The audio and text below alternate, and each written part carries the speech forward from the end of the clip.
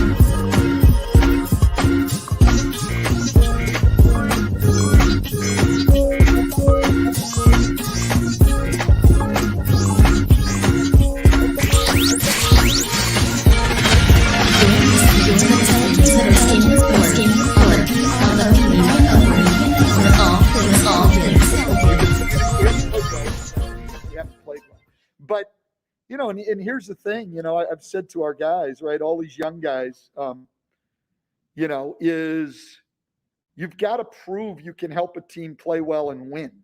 It's not about going out and making some shots, which is what all young guys think, and putting up numbers. Can we put you out there and, we can get some fight defensively and you do the right thing? In fairness, though, to all those guys, it's really tough to judge those guys when they all have to play together, right? Inexperienced guys all together. The fairer thing is you take one of them and you put them out there with your better players. Now you have an idea of where they fit. They're all out of their role. With that said, we did not, and I take my hit on this too. We didn't have them ready tonight defensively at all. And we just did not make a stand at all in that game. Offensively, we played well in the first quarter. And then after that, it was, it was just all over. I mean, we just didn't fight. And we all, me included, coaches, players, have to take responsibility for that. And it's inexcusable. We can come up with some reasons, but it's still inexcusable. To that, I guess I was saying, like James Johnson said the other night, obviously he's been in the league for 12 years now, but the calls are different, things are different. He's having to learn on the fly. I guess that was the kind of thing. Yeah, that's fair, Andrew. That's fair for the players, but I'm guarding the ball one-on-one. I either keep it in front of me or I don't. I don't have a call for that. Running back in transition, I don't have a call. That's not a scheme. We get back. We don't do that. So to a degree, yes, some of those things are mistakes, but the number of points we gave up tonight, no. You can't attribute enough of that to trying to learn stuff on the fly. You can't. We just have to take responsibility for the way we played tonight. We have to move on, and we've got to get ourselves ready to play on Friday night, period. That's it. Hey, Coach, how's it going? Christian Winfield here with the New York Daily News Football as well. Just one question for you. Can you kind of sum or explain how Kevin checking in the second quarter changed the game for you guys? Well, we weren't stopping them before, and obviously they became harder to stop with him, but it wasn't like we were shutting him down and he came in and got him going. He just added to what was going on. I mean, he's a great player. Great player. All right. Thank you very much, Coach. Appreciate your time. For all things Pelicans, you're now tuned into the Pelican post-game report. That was Stan Van Gundy doing his best to kind of explain away exactly what happened tonight, as the Pelicans were not really prepared for this one here, and it showed in the epic level. Very, very, very, very not good game. I can't. What can I tell you? What can I tell you, ass? This was one of them games, man, where what the hell happened, man. But for all things Pelicans, you're now tuned into the Pelican post game report. Big ups to the flocking flockers in the building. Much love to the family members. I'm Big Q chiming in. Please hit the like button as we get ready to recap this mess. Pelican post game report. Pelicans blasted by Brooklyn, 139-111 on the road. We'll cover it tonight. I'm Big Q chiming in. Hit the like button. If you aren't a subscriber, please feel free to subscribe. Hold on here. Subscribe instantaneously. Okay. Kevin says audio. All right. All right. So with that being said, fam, give me a 1 in the chat if everything sounds good to you. I'm gonna bring in my co-host DC to the show. DC, welcome to the show, brother. Bledsoe inside. Yo, what's up? Fox out in traffic. Bruce Brown with the steal. Brown at the other end. Brown tried to catch a body underneath. Okay, we're gonna let DC get his audio, whatever he's doing. He's still watching the game. Anyway, we're gonna keep it going, man. In this one, man. You got it? All right. Yeah, I got it together. All right. Did the flow fall? A lot fell, bro. A lot fell. We basically got shot down out the damn sky, bro. That's what happened. It messed up all my equipment that was so bad, man. My computer can't even compute right. Yeah. Well, I mean, listen, man. All I can say in the end is the fact that the Pelicans have a lot of work to do. This was most certainly a really distasteful game, to say the least, in this one. And I'm not very happy about the way they played in this game. I'm embarrassed, bro. I can't even wear my head the right way, bro. I had to turn my head around, bro. I'm embarrassed. I'm a goddamn fan and all that shit I was talking about last night. We had the troll in here saying, boy, you crazy. You think the Pelicans going to beat the Nets? Well, he said a lot of other dumb shit, but he was right about that. Because we ain't had a snowball's chance in hell, bro. I mean, I thought we could at least put up a fight. I didn't really realistically expect us to beat the Nets if Durant was going to come back and play and all that. But I thought we maybe could have. But I thought for sure we would put up a fight. Man, we went on TV and just got embarrassed, man. It's just almost like, when you go outside and you ain't supposed to be outside and you playing ball or you playing football or something, and your parents walk up and come out there and they look at you, you look at them, you're like, oh shit, it's about to go down. They whip your ass in front of all your friends. That's what happened to us tonight, man. We just got completely embarrassed, man. They can't continue to do stuff like this. I mean, it's tore up, bro. It's depressing being a Pelicans fan tonight. But luckily, we play Friday, I believe, right? So get a short turnaround. Yeah, this was not a good one here, and it's not. In Van Gundy's talking about the next up and coming contest is going to be against Philadelphia, a team that is also playing pretty good against competition. So it doesn't get any easier for the Pelicans as they face off against Philadelphia. That's the next one.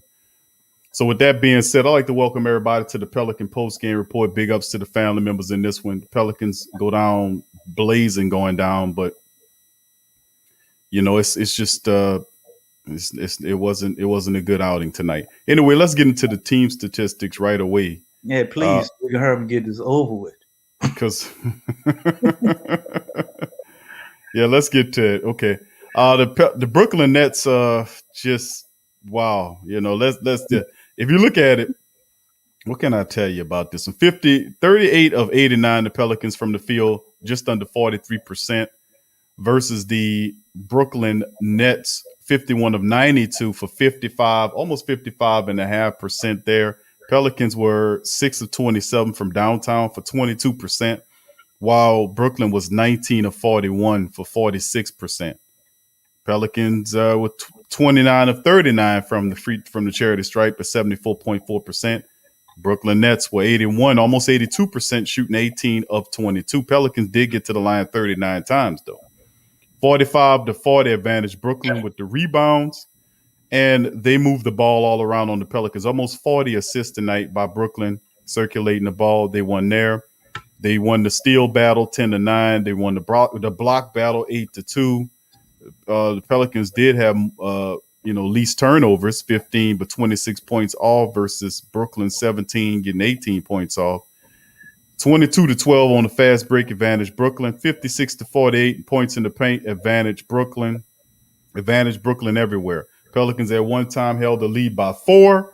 Brooklyn as much as 38 in the matchup. Obviously, one doesn't have to stare at the statistics, team statistics, to see a glaring need there. I mean, a glaring, deficiency, and that's 3-point shooting. DC 19 threes versus 6 by the Pelicans tonight. What's your take? Man, you see it. The 3-pointers, the 2-pointers, the free throws. It was pretty much everything. They did everything better than us tonight, man. But I mean, it's hard to get down on the Pelicans too bad, because this is the world champions right there. This is what it's looking like, what it's going to be. They basically, their bench unit can be a starting lineup. Their bench unit is basically the Orlando Magic. So, 18 for 22 from the free throw line.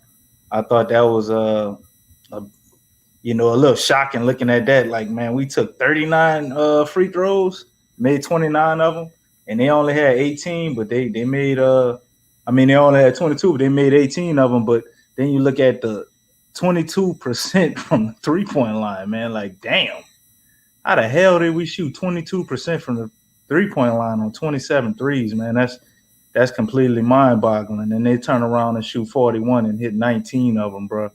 It's crazy, Then they got 10 steals, we got 9, and then the other number that jump out on you, 8 blocks.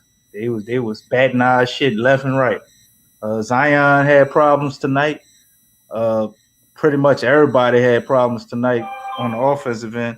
Anybody not named Lonzo Ball playing pretty decent, and Eric Bledsoe, that was a shocker. But the irony in that, right? Eric Bledsoe had a good game, and we get our ass kicked. Can you believe that? He had dropped about 26 points and got ejected. I don't know why. I don't know what the point in that was with him get ejected for, but, Eric Bledsoe actually did his thing, and it did not even end up close to being competitive. But the team stats, man, I mean, they don't tell the whole story. Really what it was, the Nets came out, they put their foot on our neck. We traded baskets for a while, bro, and then they just pulled away, and that's basically what happened.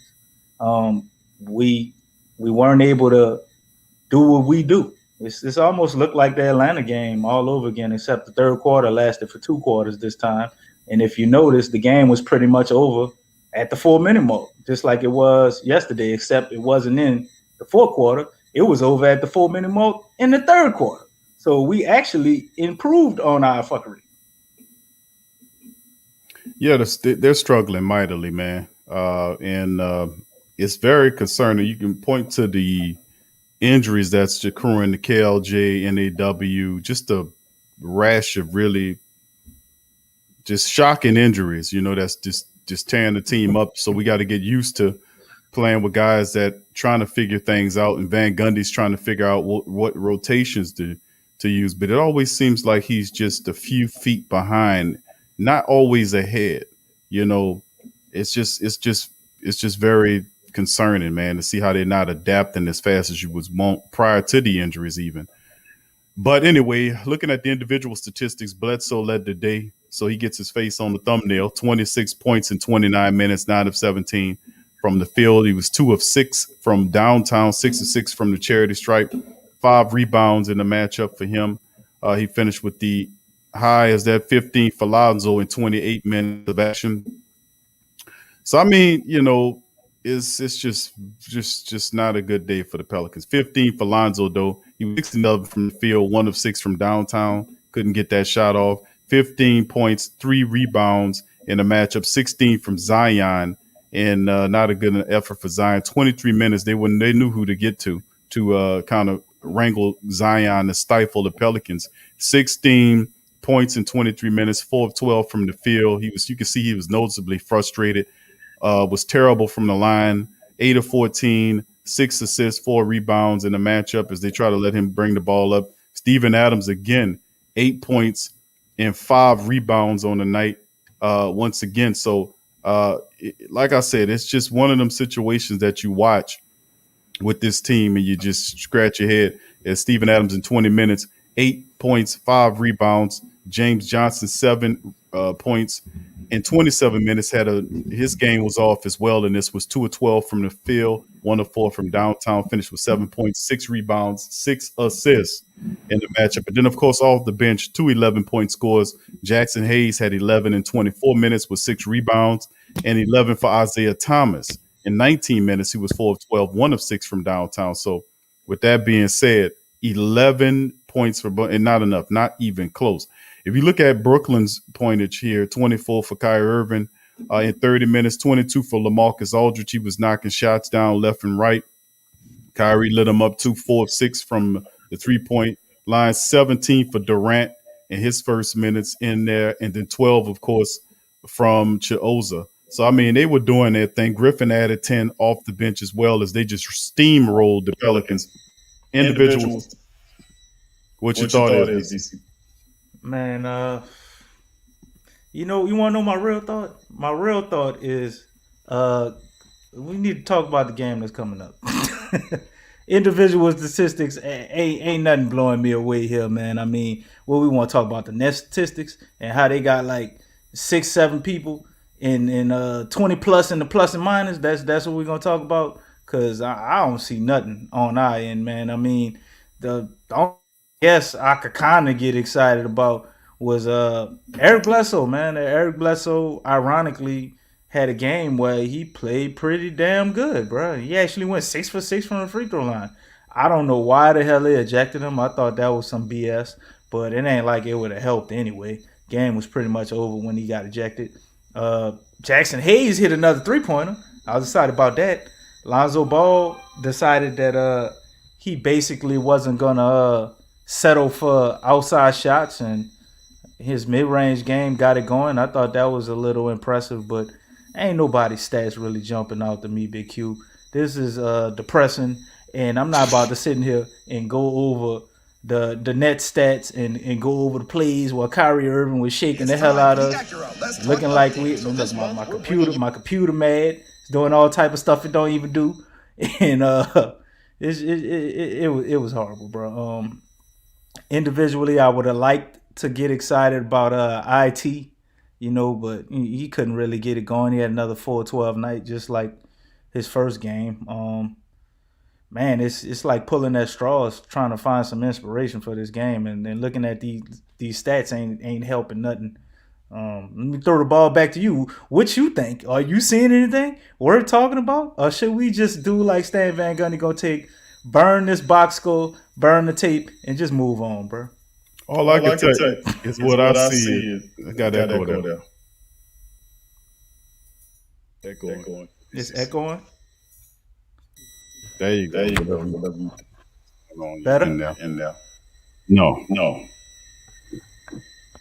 I'm gonna mute you right quick. But let's keep it going. We're gonna bounce on over to the team statistics as we stand, man. But yeah, this is not a good one here, and not much to talk about because they just got lit up. They got lit up and ran over in this one. I don't know what the hell to say about that. They just got ran over.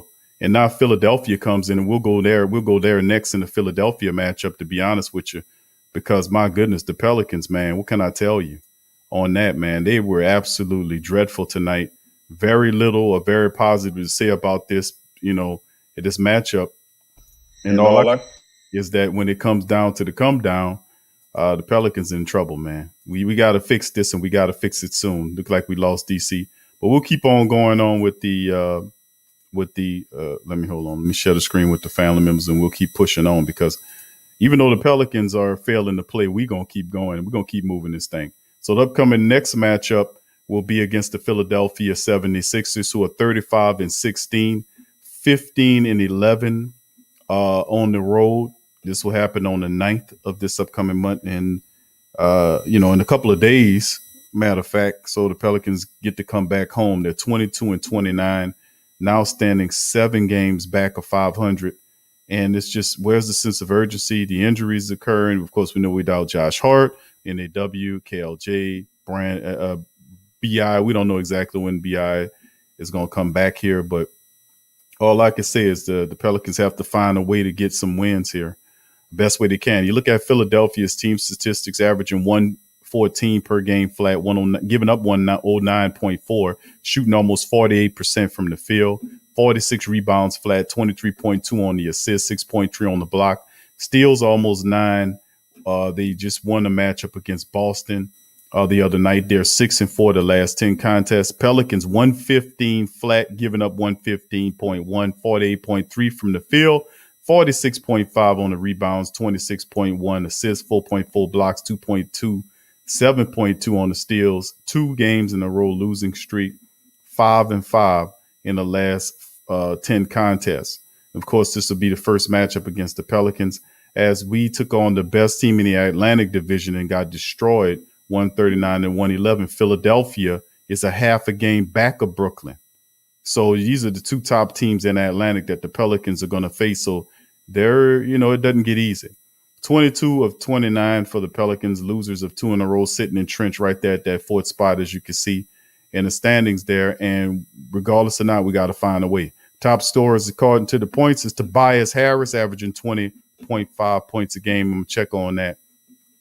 Dwight Howard, 8.3 on the rebound. Simmons, 7.2 on assists. Zion's our top dude, 26.5. Steven Adams, 9 rebounds a game. Zoe, 6 assists per contest in 32 minutes of action. And then we're looking at the depth chart there. You see that Ben Simmons is sitting as the starting point guard. Seth Curry, the shooter, with Danny Green shooting the ball. Tobias has found his way into the starting lineup, playing pretty well for them. And Joel Embiid is back. So George Hill is listed as out for this, but they still have Shake Milton. They still have Tyrese Maxey. These guys can ball. Mike Scott's a hustle player. Dwight Howard's playing well for them in the reserve capacity. So this team is dangerous. They've won already so far 30 plus games so far in the season, and are steamrolling into the playoffs. Pelicans still trying to find their way in this. Like I said, I'm watching what happened with other teams, and everybody's a bit different. But look what happened when Atlanta made a head coaching change.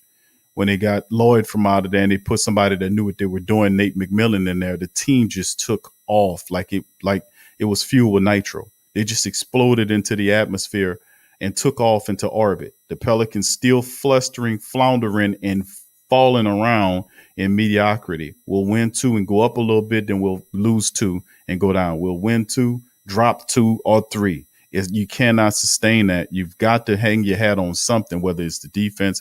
We know we can score, but the defense is stinking, and it's been way too many games to keep going back to the defense. We're not playing good enough defense. We're not playing good enough defense. We don't have time. We don't have time. He's not saying we don't have time no more. So what's the excuse now? Why are you not getting it done on the defensive end? And that's where you supposedly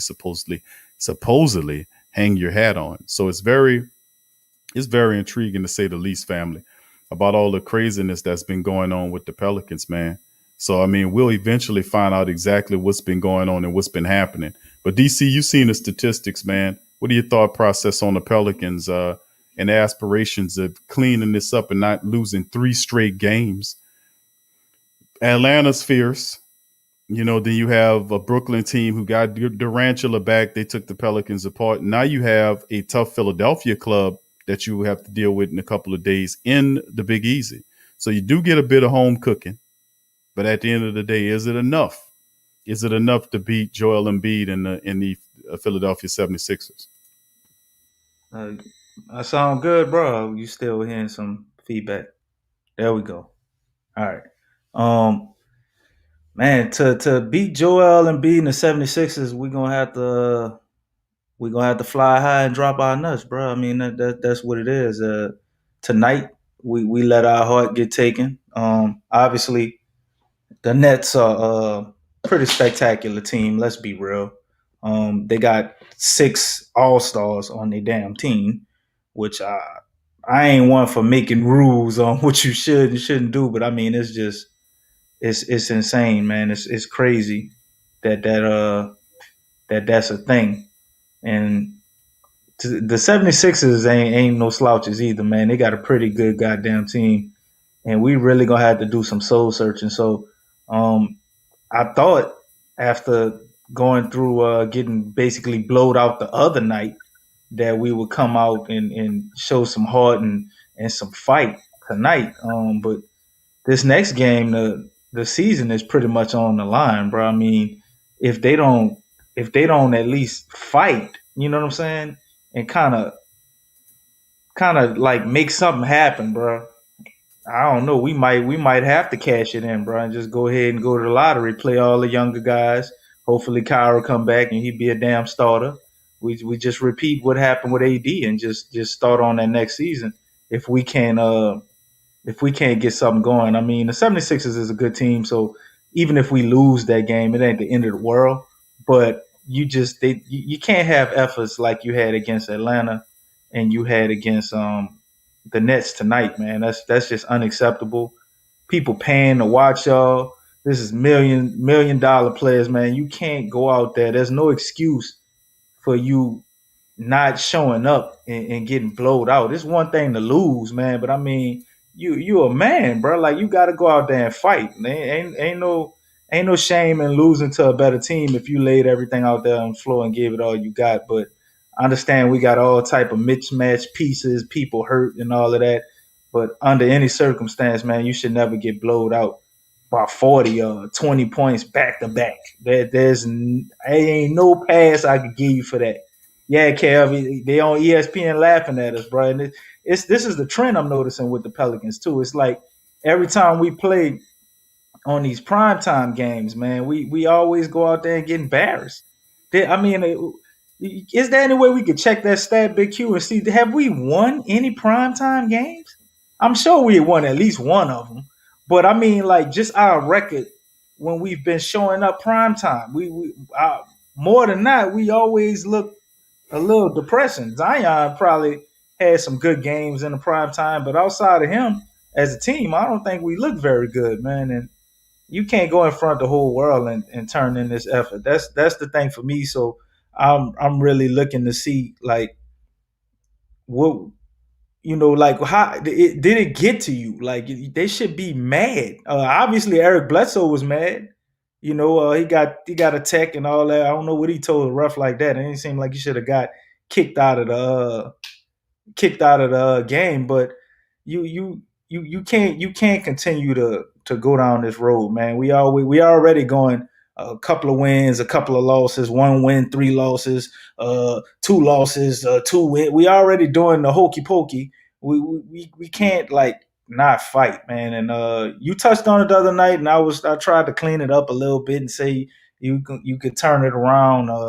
I ain't the type of guy that the sky is falling all of a sudden and just change everything I said from one night to the other. But it's looking like we're having a losing culture, and with young players, I don't like that. And you can not have a losing culture and lose games, but it's just the way you lose games. Like having a losing culture to me is like being okay with losing, especially if you putting out your best product and you putting your best foot forward, so to say, to try and win. I mean, what type of example are you setting for younger players? You showing them this what the NBA is like? Oh, you lose and it's okay, and nah, man, some changes need to happen. We got to shake stuff up. We talked about Eric Bledsoe being kicked out of starting lineup. Obviously, can't say that tonight. He was the only guy out there really, doing anything sufficient. But you get the point. Like, if we go another game and we put this damn lineup out there and Philly blow us out by 20 or something, they got to do something. I ain't saying fire Stan Van Gundy. I don't believe that. Like, I know a lot of people will be on that bandwagon. I think a coach, you give them at least you give them a year to implement their system, and the same thing's going on next year or to start the season off. Then yeah, but the starting lineup, the lineups period, like we have to change it up. We really gotta do that because obviously whatever we trying to do or the way we implement stuff, it ain't working. But this is pretty much, I feel like I'm sounding like a broken record at this point, bro. I mean, we didn't stand up here plenty Pelicans post game reports and told y'all that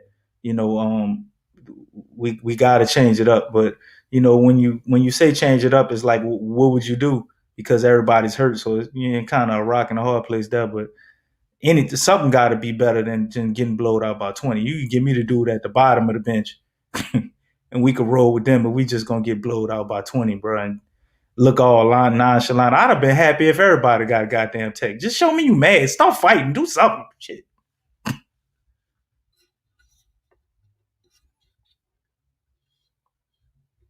Can't hear you, Big Q. You're muted, bro. All right. Let me go back to it. Thank you for that. I got the Western Conference standings on screen right now. Through your mic, brother. All right. Mute yourself, DC. There's something going on here. That's you. All right. We're going to have to keep it rolling. I don't know why I'm getting a weird buzz there. We're going to just have to deal with it, family. All right. Okay. Well, what we're looking at, man, at the end of the day is it's not good standing wise. We have to be able to fix this stuff, and we have plenty of time. We just got to have to do what we got to do to fix it. You see right here the statistics, the standings right here. Right now it's from 1 to 8 there. You see Utah, and then all the way down to the Grizzlies. San Antonio sitting right at the 9th spot at 24 and 25. Golden State's 24 and 27. The Pelicans sitting right there at 22 and 29, but tied with Sacramento, who's right below them. So the Pelicans got to get something. And the only reason Sacramento hasn't passed the Pelicans because they're sliding on a 4-game slide. So, I mean, it's by you occupying that position by default. They're going to have some kind of way he's going to have to inspire him. He being Coach Stan Van Gundy is going to have to inspire this team and light a fire on them, despite the injuries, despite whatever the new players. You're going to have to round this team into shape, defensively speaking, and make it happen. And of course we talked about that. I remember we did a show a while back about Stan Van Gundy, asking the question of whether or not the game had passed Stan Van Gundy by. That was a valid question because he hadn't coached for some time since taking that bench and to deal with this new how the NBA is now. But, eventually I agree. I think at some point you're going to have to give Van Gundy an opportunity to be able to fix it. And I know a lot of people ain't going to like that, but that's just what it is, Yeah, man, you can't just give up on a guy, especially with the way this season was. This wasn't a normal season. They didn't have a training camp, really. Like, you can't just – maybe he is Walsh, but, I mean, you got to get a man a proper opportunity, bro. We did see improvements until this rash of injuries, and now it kind of looks like what it was when we was complaining the other time because there's new guys there, and he's trying to get them up to speed and implement it all over again. So, got a little bit of something going on there with the way he probably teaches his system. It doesn't really take hold very soon. It seems like something where you got to go through a process. It takes a while for guys to get it because we've had stretches where, we were playing top tier teams and we looked good. You know what I'm saying? And we look good even from the bench standpoint, and the guys that weren't in the starting lineup that weren't as talented. So I don't think it's a strictly talent standpoint. And even with that, we do have a lot of talent on this team. Stan Van Gundy, like I was saying the other night, I don't think we win a championship with him, but Stan Van Gundy does have a lot of things that he can teach a young team and kind of get them up to speed on. Maybe his idea of allowing so many threes, like we're saying our system is similar to Milwaukee, where we're going to allow people to shoot threes and not give anything up at the basket. That might need to be looked at. That scheme may need to be tweaked in the offseason because we giving up threes and they knocking them down. Like it ain't to no benefit if you're going to give up threes and they not going to miss them. So, okay, well, we can't just keep giving up threes and we're going to keep sticking with this. It was this one game, those guys had it going. You're not going to see that every night. And, well, we've been seeing a lot of it. To say we're not going to see it every night and they just had a good shooting stroke and in a streak and all of that, like, that's nonsense, man. As much as I want to believe, that 11 for 11 in Atlanta was just, Atlanta just had it going. I truly believe if there was a lot of other teams in the league, they wouldn't have went for 11 for 11. You know what I'm saying? Might have been 7 for 11 or something. But, it's we got to be more accountable, and we got to be willing to adapt, especially with certain teams that we know are great 3-point shooting teams. We really have to maybe have a dual scheme or at least a backup plan for our scheme when we play supreme 3-point shooters, because every time we play somebody that can really shoot, they eat us alive. What's the only team? Utah. We give Utah a challenge, even though they shoot all them threes, But that's that kind of little rivalry thing. Maybe we just get up to play them some more, or whatever, however you want to call that. But a lot of other teams that can shoot threes are when we face very top tier perimeter talent. We seem to have similar outcomes like tonight. Maybe not as embarrassing, but it's definitely a team that'll go off and tear us up from the 3-point line. That wound up being the reason they won the game. I think this team's lacking attitude, man. And like many coaches will tell you that is in order to play defense effectively, you got to have attitude. And it goes to, I think we not a bit, but we a lot immature. When you getting your ass handed to you by 20 points and you over there laughing and smiling and telling jokes. Who you saw laughing and smiling and telling jokes? Man, not tonight. I'm talking about the other night when they got it handed to them. You seen Zion smiling and all this kind of stuff. Man, you listen. No, man. No. You got to have attitude. It's about pride. It's about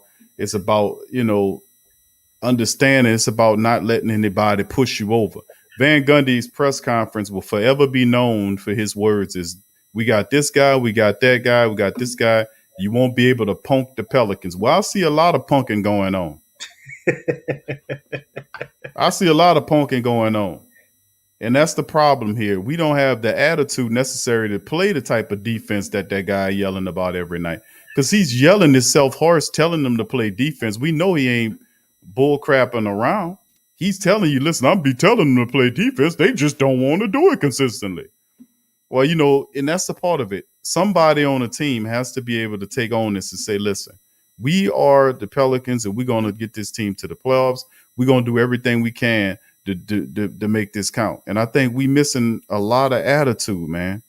A lot of attitude, to be able to just walk off the court with their heads down. It's just, we time is ticking. Time is ticking, man. We got all the talent in the world. But if somebody is one of the top people, don't develop a dog mentality and get pissed off and get angry and start playing angry basketball or basketball with an attitude that carries over to the defense, we're not going to make it into the playoffs. And that'll be a shame because we have 2 young all-stars and all of our young guys are playing really well for us not to make it. So like I said, Van Gundy isn't my pick for the coach either. But he's still a very good basketball coach. The principles are not translating for whatever reason. There's a disconnect there. And you must say it's not all on Van Gundy. The attitude of this team, even if they don't believe in Van Gundy, where the hell is your attitude at? Where the hell is your attitude to play like you're supposed to play? That's what I'm saying. Go ahead, DC. Well, I think it's a little bit of the... Also, I wanted to let you know, just in case you didn't know, that we found a Jamaican basketball player. It's Patrick Ewing. Go ahead, DC. Really? This is what we're doing? But especially on a night like this. Not like this. Not a night like this. You acted like you ain't know about a Jamaican basketball player. Shit, somebody put in the comment. Tim Duncan, he's from the Virgin Islands. There you go. Bro. That's totally wrong. Totally wrong. DC got a new album coming out called Home Away from Home. Go ahead, bro. I'm just messing with you. You made me forget my point. It probably was going to be something sad. I don't want to hear that shit. Everything is sad tonight. That's why I'm telling jokes. We going to start cracking jokes on each other again? Because that's about the only laughs we going to get. You talking about the Pelicans? It's all sad right now, unless we just about to start trashing our team. And we No, love the I'm not gonna do Pelicans, so that. we ain't gonna do that, Right. But I think the injury of I don't think we realize how big the injury of NAW is at this time too, because with Lonzo Ball out and the way his game had elevated, man, and all these guys were really excited for him, and then Kiara too. Kyra, I don't know why I keep saying Kiara, messing the man name up. But I don't know what's going on with that. I don't know, bro. I look at it and I see Kiara sometimes. I don't know why I keep adding the E to that shit. But what's Wes's last name? I want to and do. What? I want to. Oh, who? I want to. Why you do that sound to hide up the fact that you're screwing up his name? That's what that. I want to, man. Okay, there you go. Stop. All right. But yeah, I think NAW getting hurt, bro. You know, probably. You won't mispronounce Patrick Ewing name, would you? You gonna let me finish my damn point? Oh, my bad. NAW getting hurt, bro, was a big blow to us, and at the time, I don't think we realized how important it was. Obviously, the Atlanta game and tonight showed us that somebody who comes out there, he's gonna play hard every night, and he's gonna give you some points. You know what I'm saying? Without having BI, man, that's like 20 points you got to make up. And we got a lot of Lonzo trying, you know what I'm saying? But Lonzo is not really a scorer. We know that. Lonzo, you know, you could depend on him to get about 15, 16 points. Maybe in a crunch for a short period of time, we could depend on him to get 23 or 24. But Lonzo ain't going to be able to carry the weight of us missing Ingram. You would expect or hope a Bledsoe would step up. He did tonight. But a guy like James Johnson, he ain't been playing the same like he was them first couple of games. Steven Adams is obviously frustrated with Stan Van Gundy, as somebody pointed out in the comments. Yeah, I seen that. He was fussing with him on the sidelines and probably cussing him out with them big ass hands doing whatever he was talking about. But you can't expect him to make up those points. You know, IT is not really there yet. If IT would kind of do what he does, you know. Yeah, that's right. Josh Hart too. 100. You know, we can't. We basically can't do it without them two guys, man. Unless we find somebody to basically fill them slots. But we still should be able to fight, scrap, claw, muck up the game, do whatever we got to do to make it competitive. So you're right, Q. We definitely lack an attitude. And I think it's really just a mentality that we had the whole year, you know, and we got to get out this rut, and we definitely got to mature, and we got to go ahead and be professional, man, and make it happen. Ain't no more excuses. We ain't got but 20-something games left in the season. It would be nice to get the lottery, but don't you think it'd be a lot better if we made the play-in and went to the playoffs? I'd rather that over that high lottery pick, because I feel like we already got the guys with the talent. We just need a few more pieces, and no matter what our pick is, we'll be able to get that. So they gotta toughen up, man, tighten up, and make it happen. Whether they believe in Van Gundy or not, this is a representation of you, you know, and y'all trying to mess up games if that's the case to get him out of here. That ain't gonna do nothing. Van Gundy back next year. He gonna get at least 20, 30 games into next year before they consider firing him. If it's atrocious or we going down the same road, then I think they'll pull the trigger. I don't see it, man. I think Van Gundy definitely stays. I agree with that. I don't think David Griffin cuts him loose that fast. You know, that's just my thought process on it. They're going to give him an opportunity to build the team. I mean, they gave Elvin Gentry years to screw this whole thing up. I mean, they refused to get even Larry Legend to have us in the playoffs, John, in his bag. Larry Legend to have us in the playoffs. All I could tell you is that Larry Bird's attitude and his leadership ability, he was a serious dude. He wasn't playing with you. If you wasn't doing what you had to do, he would get in your face. We need somebody beating people up in the locker room. That's what he would get in your face and tell you, these guys we have, they're tremendous talent. They really are. But when it comes down to being dogs and mean, these are nice guys, and it's not going to get you nowhere. You don't think it'd have been different if we had Cam Reddish on this team? No, he still be stinking. I think, like I said, we could put the listen. We got all the talent in the world, family, to win. The issue is we're lacking attitude. We really are. You know, we are lacking attitude. Where is the seriousness? You know, we got a laid back Tracy McGrady ass bi. You know, his mentality, not the game, but that laid back. And then again, Tracy McGrady would get pissed off and would take it to you. T-Mac would have dropped 50, bro. He'll try to carry, bro. He had that Kobe But in him, bro. that's what I'm saying. These guys want the money. They want to jump on Front Street, but you know, you can't be out there with that lazy, melancholy mentality. We trying to make the playoffs and saying, you know, and you got 20, 15, 20 games, however it is, the clock is ticking on this team. You know, and and a lot of people saying, Q, listen, I told you they're a lottery team. I'm saying, no, they're not no lottery team. This team is trying to make the playoffs. They're failing because it's not just Van Gundy's inability to reach the team and develop the bench to help out the starters. It's also the stars on the team not doing what they got to do to get everybody else on the team on code of winning. Right. The Pelicans need to make the playoffs. And I'm saying that this year because when you make the playoffs, even if you won and done in the playoffs, that is a standing point. So every year the Pelicans are going to make the playoffs because of that talent. Zion Williamson is a beast. So is BI. There is no reason, and Lonzo's playing out of his mind, and they have a good supporting team.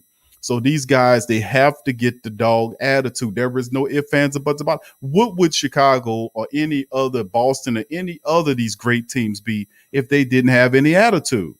They were serious teams. Larry Bird was a serious. Larry Bird wasn't he and hawing with you. Larry Bird was serious over there. Magic Johnson was serious. He was having fun on the court, throwing the ball behind his back. But Magic was serious. So was James Worthy and Kareem. They were serious. Michael Jordan used to beat the shit out, would punch people all in their goddamn face in practice. I remember he punched Bill Winnington upside the head. Bill Winnington, Steve Kerr. He got into it with a bunch of them. He got into it with Paxson. He got into it with B.J. Armstrong. He got into it with several different players. He respected B.J. though. Yeah, because B.J. stood up to him. Fought him back. B.J. stood up to him. That's why Steve Kerr too. They fought him back. Right. Supposedly. I don't know how that looked. I don't know how that. That's a damn lie. Steve Kerr. Yeah, when he fought him back by punching him in his fist with his face. Oh, okay, I got you. He was swinging that L like Trey on Boys in the Hood. That's Steve Kerr. That's what it was. Must have been. But you know, you look at some of the best teams that were champions. Even some of them that wasn't champions, like Utah's Malone and Stockton team. Those guys were serious, man. They were serious. They had dog mentality. They knew, and you know what it mean? You know what the word? That the Pelicans are lacking, family? Killer instinct. That's what I'm about to say something. That's what they're missing. They don't have any killer instinct. They're not taking it as serious as they're supposed to. And with 20 games left in the season, this is what the kind of dog mentality, this type of dog killer instinct would start seeing you diving on the ball, dunking on people, doing what you got to do to will the team to win, regardless of whether we dealing with injuries or not. It don't stop. It don't stop. You've got to take possession on. You got to own this thing. We lack that killer instinct. You know, we too cordial with everything. So I mean, that's my thing. So DC, go ahead. We're gonna tip out on. I'm gonna give you the floor, and then we're gonna tip out on that. Yeah, I agree, man. But I think that's a coaching issue, and I think Stan Van Gundy is trying to implement that. I mean, you hear him crying out in the press conferences, like, you know, until guys play defense and until they get upset about things. He's hinting at it, but like, I honestly, being real, like, I know we putting it on the coach. It's really a locker room thing because it's got to be a player that has to implement that. This ain't no different. I mean, we done played on teams before, man. Like, everybody got to have a leader, and the team gonna follow that leader. If the leader follows the coach, the team follows the leader. Everything goes smooth usually if you got a good coach, you know. And the leader would get mad and kind of enforce things when you're not following the way of the team. I don't know if we really had that. Was JJ Redick that? I don't know. somebody has to be holding us accountable. Like when guys are laughing, like you said, on the sideline, we getting blowed out. It should be a player walk over there and tell him, man, what the y'all doing? You know, you sitting up there like this ain't funny. Like somebody need to be going off, and it's up to a player to do that. Yeah. The coach can't do that. You No. know, I mean he can, but it doesn't really who impact it. Tell us it's the player, somebody who's out there with you, somebody who's doing the same thing you doing. It's DC, like, that's very true, and that you preaching to the choir. Which one of those guys got to do that? Would you tell me which one of them guys? To be honest with you, in a perfect world, give me a player. In a perfect world, but it's kind of unfair because, like, I can't expect the man to grow up that fast. It's supposed to be Zion, but Zion is only 20. Bi got the 1.58. He had more years in the league.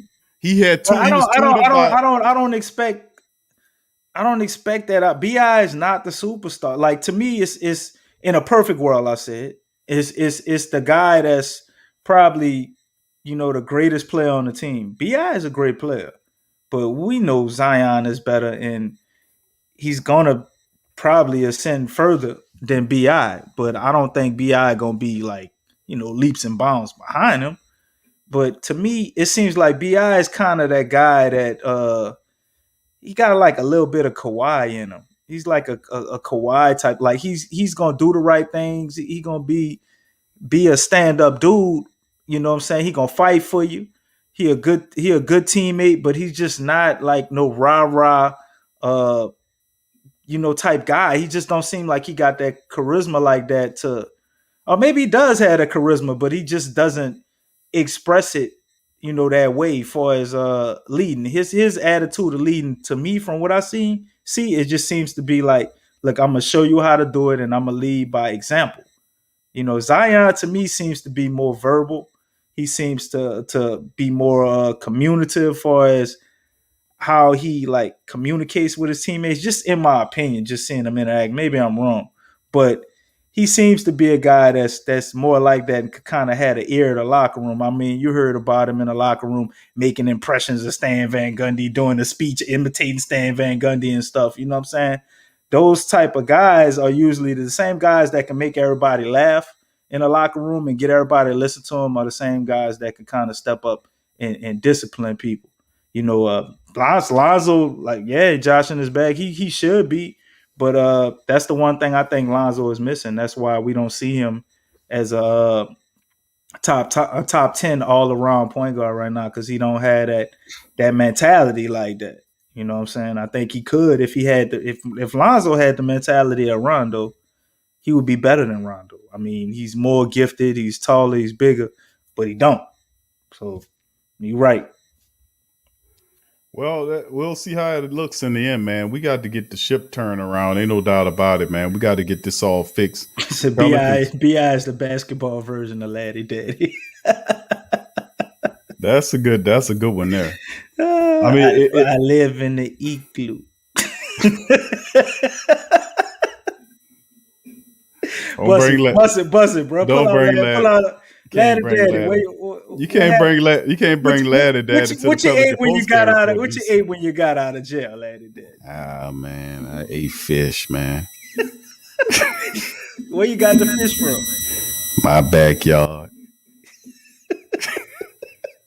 Laddie Daddy, where you live at? Where you got fish in your backyard? Oh man, I live in the North Pole, bro. You know, and I'm gonna tell you another thing, DC. I believe in the flat earth, bro. Laddie Kyrie Daddy. That's who got me on it. That's who had told me about it. He broke it down. I was like, man, that's brain food.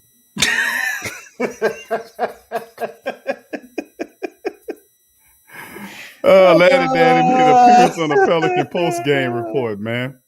But anyway, listen, fam, I appreciate y'all chiming in. We won't keep y'all late. We'll be back in a few days with the Pelican post-game report. We'll return tomorrow with the sports coma. Of course, the game kind of got everything jumbled. It was 6:30 tip-off time kind of affected what we wanted to do. I wanted to be able to kind of pay full attention to tonight's game. And I shouldn't have. I should just did the sports coma. just look at it on the side. But it's all right. We'll return tomorrow with the another installment of the sports coma. Pelican post game report will return to recap the Pelicans' upcoming matchup with the 76ers. We'll see how it all shakes, family. We're gonna return to recap the 76ers is what you said, bro. So that's right. We're gonna get the W. Yes, we're going to recap that game. So with that being said, and B.I. said I'm gonna go out there with my teammates and we're gonna dominate on the basketball floor. We're gonna that's B.I. That's my version. DC's B.I. We're gonna implement the version of the game plan that best suits our abilities. And I'm just gonna pass the ball to my teammates. They're gonna give it back to me. I'm gonna shoot it, and it's gonna go in. Swish. They asked him, B.I., did you smoke anything before you got on this interview? What I do on the basketball floor is between me and my teammates, and I would prefer not to go into that private thing in the locker room. Did you hang out with Paul Pierce recently? Paul cool and all, but I'll let him answer that question. He ain't gonna answer the question. He got fired by ESPN. He's still one of my teammates, and I support the brother. Paul Pierce is not your teammate. You must be smoking what Paul Pierce is smoking for you to be talking about him being your teammate. Is he your teammate in weed? Is that what's going on? Y'all on the same team? I wouldn't say that. Well, DC froze, so obviously something wrong. I'll go out and work. DC, you must be talking truth to power because you freezing all over the place. So with that being said, we're gonna tip out on that, family. I appreciate DC can't help but to keep freezing, man. He's been a stuck pitcher for 75% of the goddamn season. He been a stuck pitcher. You don't know how to act now. Sometimes you just gotta just freeze himself. Just freeze. You gotta grab one of your dreads and go like this. Nah, one of them to the side. Why one of them? Because that was the picture. That's the picture. He said grab one of them. That was what. Remember how I had one just hanging loose? That was the picture. 70% of the damn season was a frozen picture. He can't help himself. So with that being said, that's almost close. That's almost close. Yeah, DC. Man. Yeah, DC. No, it ain't weed. It's ganja. Oh, come on. That's what it is. It comes from the island. It's ganja. DC's got the hookup. But anyway, listen, that'll do it for the show. I appreciate you guys for chiming in on this version of the Pelican post-game report. Pelicans blasted by Brooklyn, 139-111 on the road. As always, if you're not a subscriber and you enjoy the show, please hit the subscribe button. Please hit the like button as well in the show. Please hit the like button to help out the show. Please feel free to share the show's links in your social media feeds as well, as the Pelican post-game report is the realest show talking about the Pelicans, hands down. So with that being said, DC, you want to give the honors for the end of the show for the phrase that pays. Good, bad, or indifferent. When they come up to you talking trash about your Pelicans, you tell them in a New York or New Orleans accent, however you feeling that day, get the flock out of here and go flock yourself.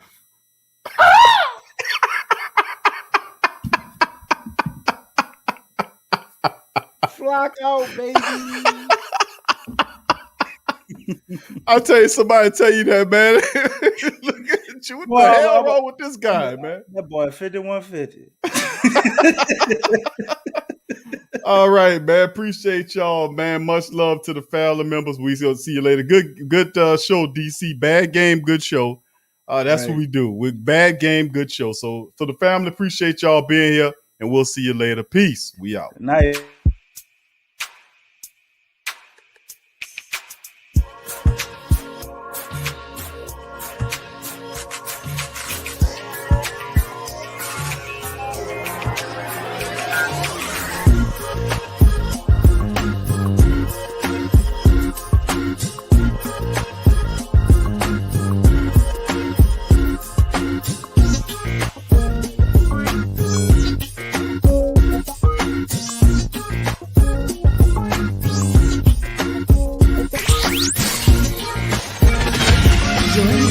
to the Pelicans post-game report.